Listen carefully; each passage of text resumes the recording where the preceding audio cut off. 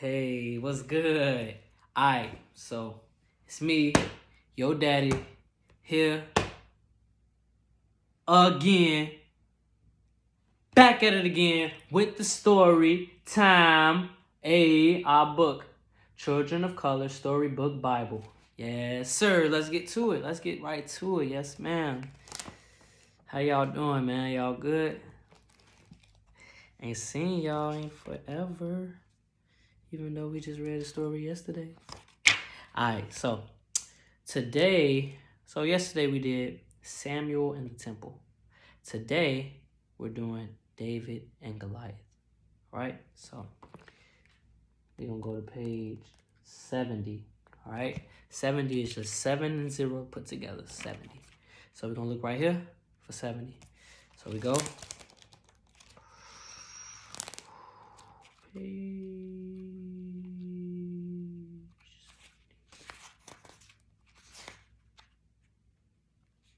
Bow! Man, took your boy a little minute to find that. My fault. How y'all been though? Y'all good? Are y'all there? Did y'all find it? Did y'all get it? Get to it. Come on, get to it. Come on, let's get to it. Alright, y'all should be there by now, right? Alright, so David and Goliath. David and Goliath. Check it out. So, David and Goliath. David lived near Bethlehem with his father, Jesse, and his 7 brothers. The Lord had chosen him to be special, and the Spirit of the Lord took control of him. The enemies of Israel at that time were the Philistines. The Philistines gathered their armies for war. The Israelites, under the command of King Saul, set up camp on a hill near the Philistine camp. The Philistines had a champion fighter named Goliath. He was from Gath. He was about 9 feet 4 inches tall. Wow. He came out of the Philistine camp.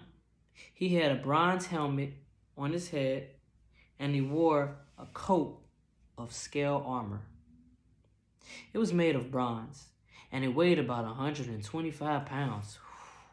125 pounds? Boy, that's heavy. Sheesh. He wore bronze protectors on his legs, and he had a smaller spear of bronze tied on his back. The wooden part of the large spear was like a weaver's rod, and his blade weighed 15 pounds. Woo, gosh. He got a lot of stuff going on. He got 125 pounds wearing it, 15-pound blade. God, that boy big. That's a bad one. Never mind. Let me get to the story. All right. Goliath stood and shouted to the Israelite soldiers, "Why have you taken position for battle? I am a Philistine, and you're Saul's servants. Choose a man and send him to fight me. If he can fight and kill me, we will become your servants. But if I defeat and kill him, you will become our servants." Then he said, "Today I stand and dare the army of Israel. Send one of your men to fight me." When Saul and the Israelites heard the Philistines' words, they were very afraid. Now David was the son of Jesse, an Ephrathite. David was the youngest son. Jesse's 3 oldest sons followed Saul, but David went back and forth from Saul to Bethlehem. There, he took care of his father's sheep. Now Jesse said to his son David, "Take this half bushel of cooked grain and take 10 loaves of bread.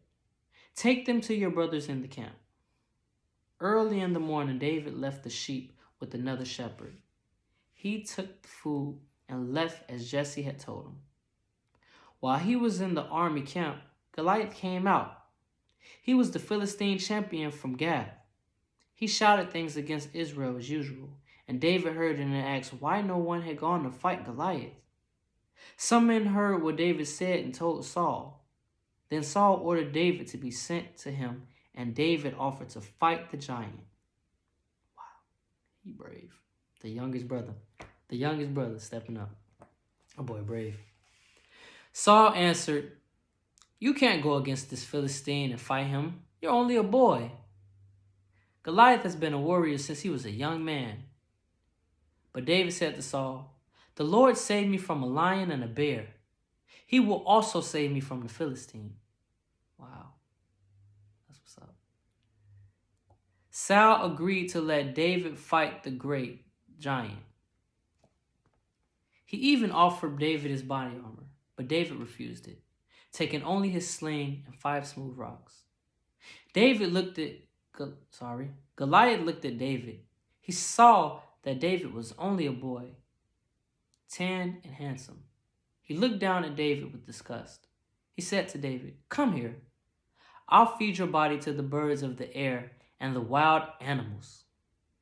But David said to him, "You come to me using a sword, a large spear, and a small spear. But I come to you in the name of the Lord of heaven's armies." As Goliath came near to attack him, David ran quickly to meet him. He took a stone from his pouch. He put it in his sling and he slung it. The stone hit the Philistine on the forehead and sank into it. Goliath fell face down on the ground. So David defeated the Philistine with only 1 sling and a stone.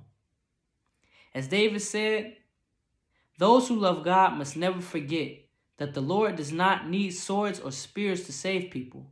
The battle belongs to him." The end. Whew, that was good, boy. I knew when I opened up the table, I was like, man, this is going to be good. That was good, man. My favorite part was when he said, "Those who love God must never forget the Lord does not need swords or spears to save people. The battle belongs to him." And that's what I want y'all to take from this story, okay? I really want y'all to know, like, you might think that you got to go through all of this and you got to fight and you got to do all of this, but you don't have to. You don't have to. Just make sure you keep your faith in the Lord, and the Lord's going to fight all your battles. I'm trying to tell y'all, keep y'all faith in the Lord, love the Lord, trust the Lord, be obedient to the Lord, and he will reward you abundantly. The Lord loves you. And his love never dies. It endures forever. And he is your protector.